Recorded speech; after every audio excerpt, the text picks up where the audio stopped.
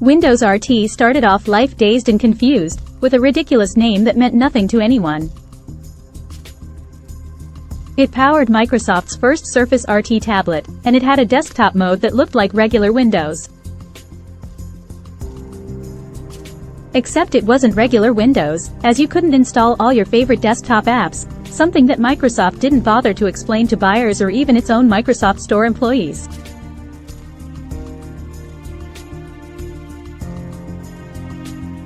If you weren't confused enough already, the Surface RT was also painfully slow and lacked tablet apps.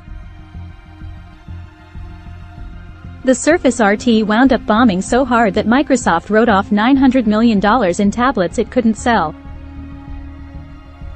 Microsoft thought everyone would want a Surface RT, but it turned out that everyone actually wanted real Windows. GoPro Karma.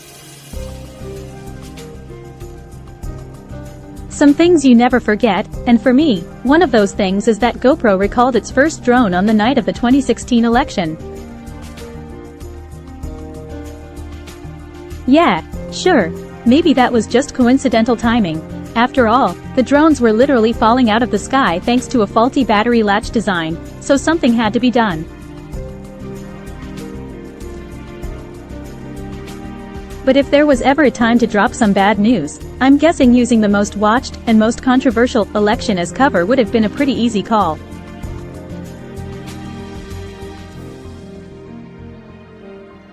Karma was an okay drone, especially if viewed purely as a literal vehicle for GoPro's excellent cameras, which is how the company always tried to market it.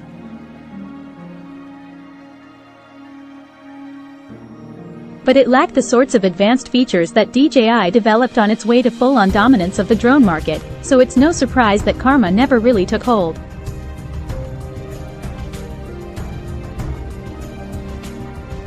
That said, Karma's demise is also a good example of how failure can be a good thing for a company.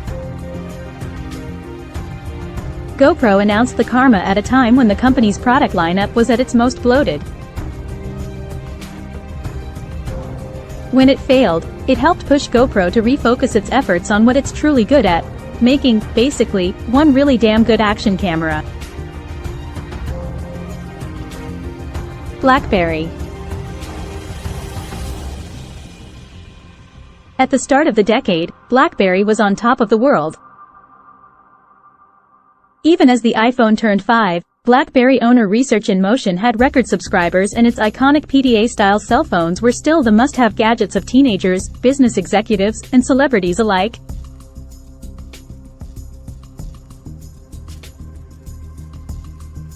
But within months of its all-time subscriber high of more than 80 million in the summer of 2012, everything started to unravel.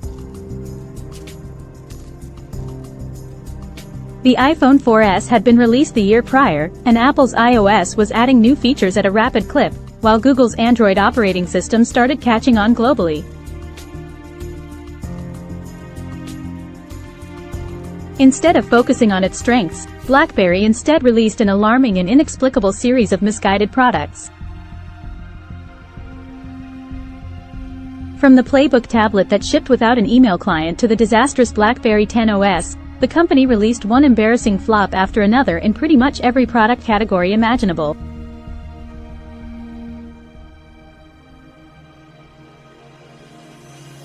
Even when BlackBerry went back to basics, like with the physical keyboard on the Android-powered Priv, the company realized far too late in the game that it was never going to catch up to Apple and Google.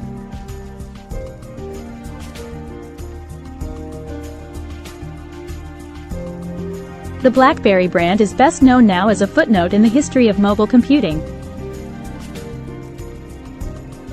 Hoverboards. When so-called hoverboards first became a fad in 2015, with teens, tweens, even full-grown adults zipping down the streets like floating statues while barely moving faster than if they'd just walked, the ridicule was already strong.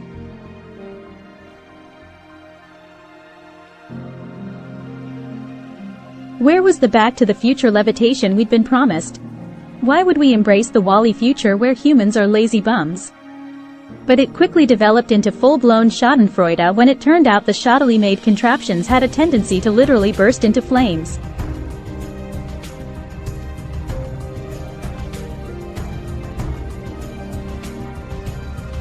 Whether it was fear, humiliation, or simply the arrival of more practical electric scooters, it feels like hoverboards fizzled fast. I frequently see them on deep discount online, but rarely in person.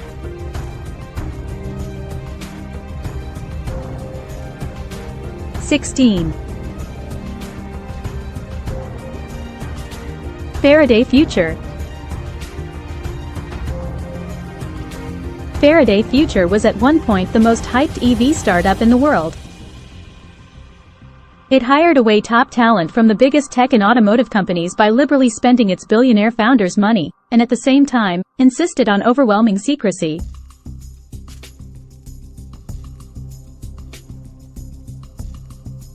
That combination fueled so much speculation about the startup's intentions that, at one point, it was thought Faraday Future was a front for Apple's own secretive car project.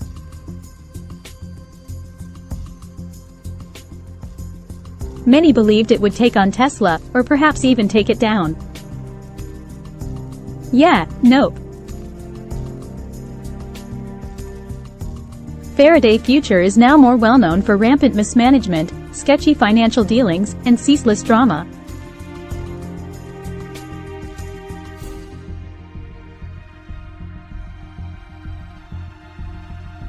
The company does still exist, but it has teetered on the brink for more than 2 years now, all without shipping one single car. And even if Faraday Future ever does put its gaudy, fast, screen-laden electric SUV on the road, the majority of people who worked on the car have already left the company.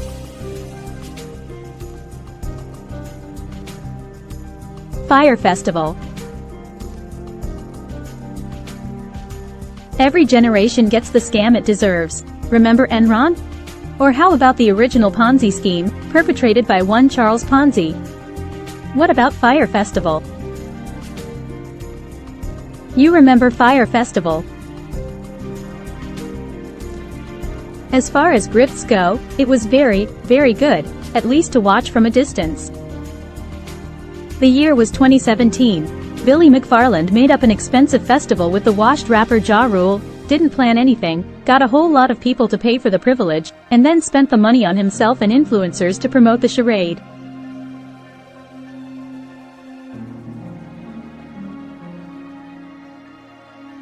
When attendees got to the island and started tweeting pictures of their accommodations, FEMA tents, sad cheese sandwiches, an immediate wave of schadenfreude washed over the net.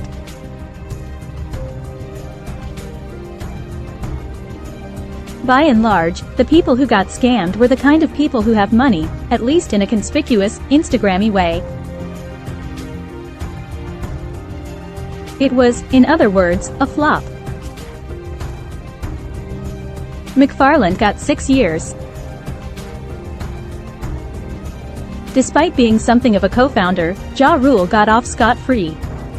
The saga spawned a pair of documentaries, a countless number of blogs, and kicked off a rising wave of interest in grifters that's continued to this day.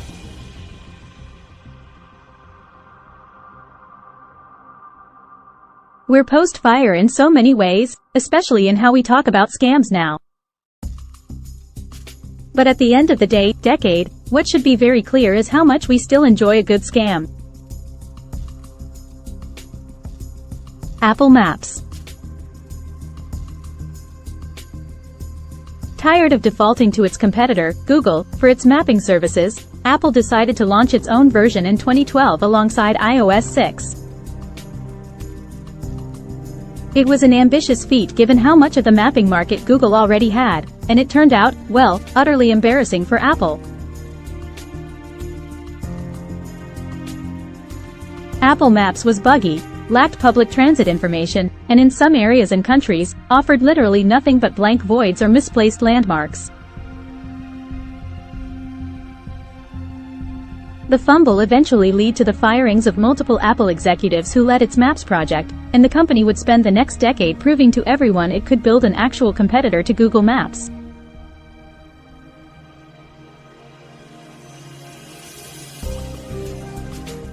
Seven years later, Apple Maps has been rebuilt from the ground up.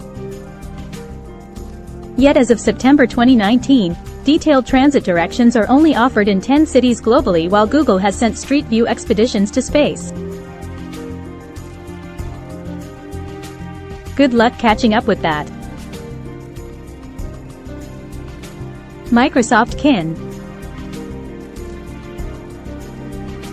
Before Windows Phone, there were the Microsoft Kin, the social phones, that the company infamously discontinued just 6 weeks after they went on sale in May 2010 because they were that particularly annoying combination of terrible and expensive.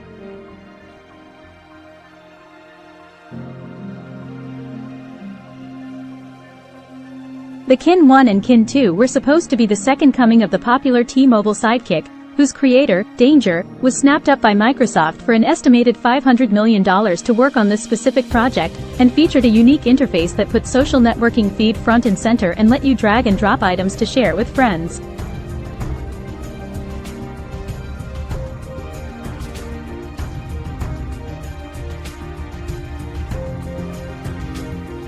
But they also featured a hilariously untenable monthly price tag of $30 per month for a Verizon data plan, on top of your phone plan. They launched without support for Twitter replies or retweets, or YouTube, and without micro SD storage even though SanDisk had announced that specific feature.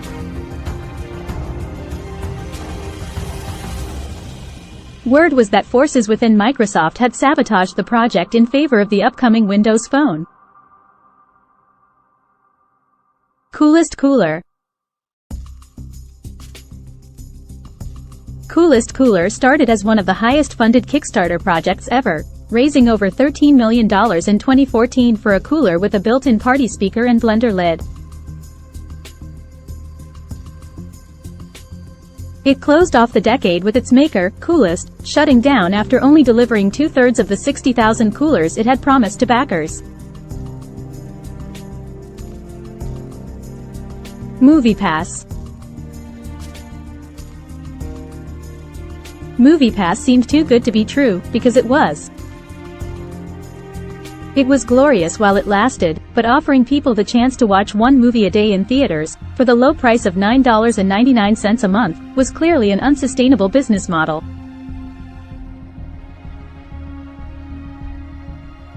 MoviePass was hoping that people wouldn't actually take them up on their offer, but subscribers were doing that and more. People were using their passes as an excuse to use theater bathrooms, or get their parking validated.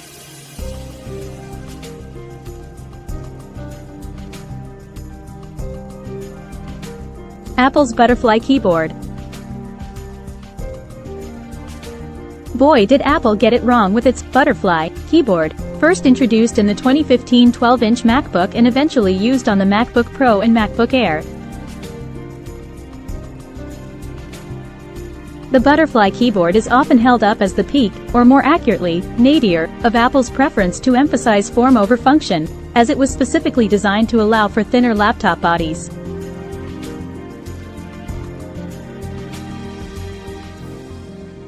But in doing so, Apple reduced the travel of the keys to a scant 1 mm, which many found unpleasant under their fingers, and the keyboard was significantly louder to type on compared to prior MacBook models or other laptops.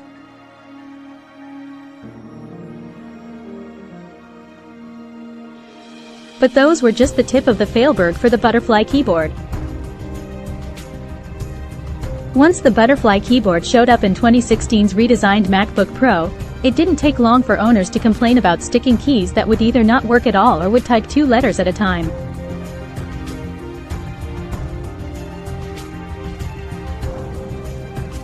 In typical Apple fashion, the company's initial response was to deny the problem and instructed owners to use canned air to blow out any dust or debris that might be causing the keys to stick.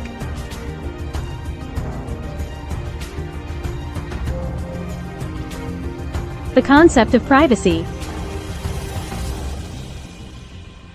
Back in 2010, Facebook CEO Mark Zuckerberg caused a minor uproar by suggesting that privacy was passé, but insisted he'd been misconstrued. And yes, the US government had implemented a sweeping wiretapping program in the wake of 9/11, but its legal violations were supposedly in the past. The following decade, unfortunately, didn't bear these reassurances out. Google's messaging strategy. Which messaging apps? Take your pick, there have been so many. But the granddaddy of all of Google's messaging flops in the last decade has to be Google Hangouts.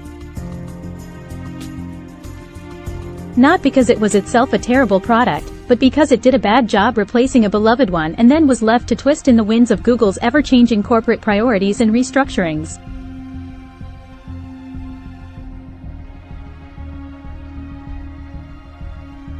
"3D TV".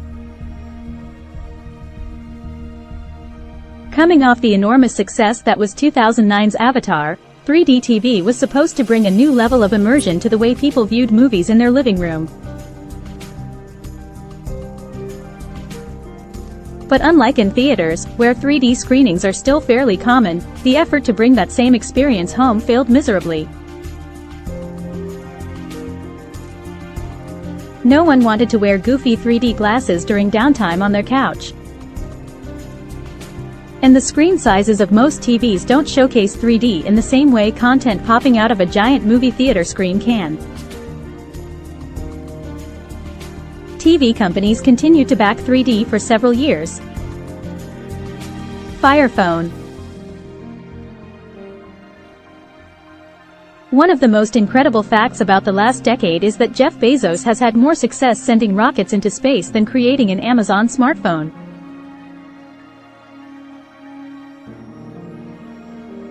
The Fire Phone, as it was called, was a truly tremendous flop of a product.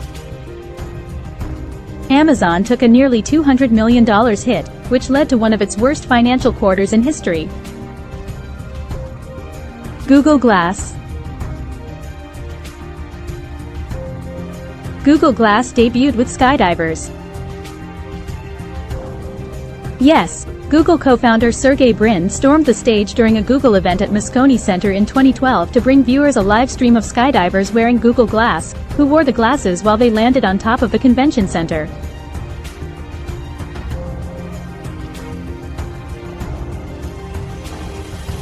These connected glasses would change the world was the conceit. And they could have, until they freaked people out so much that the entire device failed to ever take off. People wearing the glasses became glassholes. Windows Phone. Microsoft shipped Windows Phone with a giant party celebrating the impending death of the iPhone. Despite its flashy tile-based UI, Windows Phone wasn't the phone OS to save us from our phones as Microsoft promised. Bill Gates called Microsoft's lack of leadership in the smartphone era his greatest mistake ever, and Windows Phone let the world watch that mistake play out as a slow-motion train wreck.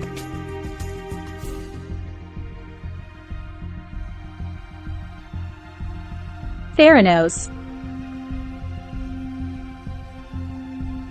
Once valued at $9 billion and seemingly poised to revolutionize medicine with a breakthrough blood test so easy you could do it at the drugstore, Theranos went out of business in 2018 after the Wall Street Journal exposed that the company's proprietary blood test didn't actually work.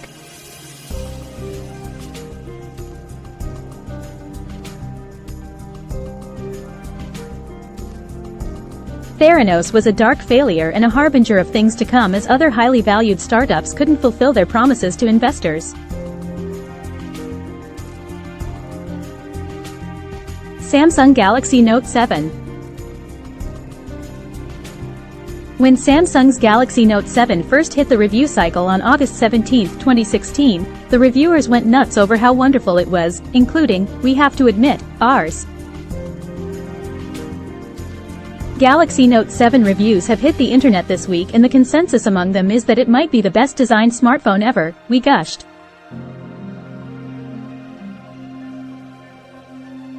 That was before the first phone exploded, along with part of Samsung's reputation. By September 1st, there had been reports of at least 35 phones bursting into flames. Samsung issued a humble and apologetic statement in which the company announced it was recalling the Note 7 and issuing replacement devices. Okay, fine. Except they promptly also began catching fire, including at least one on a plane, which caused the TSA to ban all Note 7s. Ajit Pai. FCC Chairman Ajit Pai testifies before House Appropriations Committee.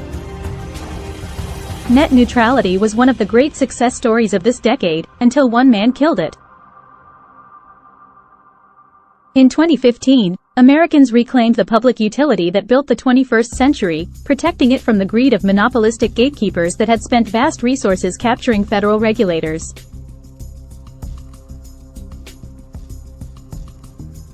The Open Internet Order established strong net neutrality rules that would have kept companies like Verizon and Comcast in check for years to come.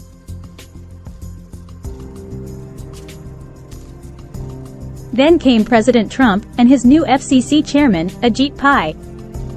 Pai spent more of his tenure as FCC chairman trying to score points with right-wing media than crafting sensible public policy. Sometimes public policy failures are opaque, layered with confusing complexities and unintended consequences.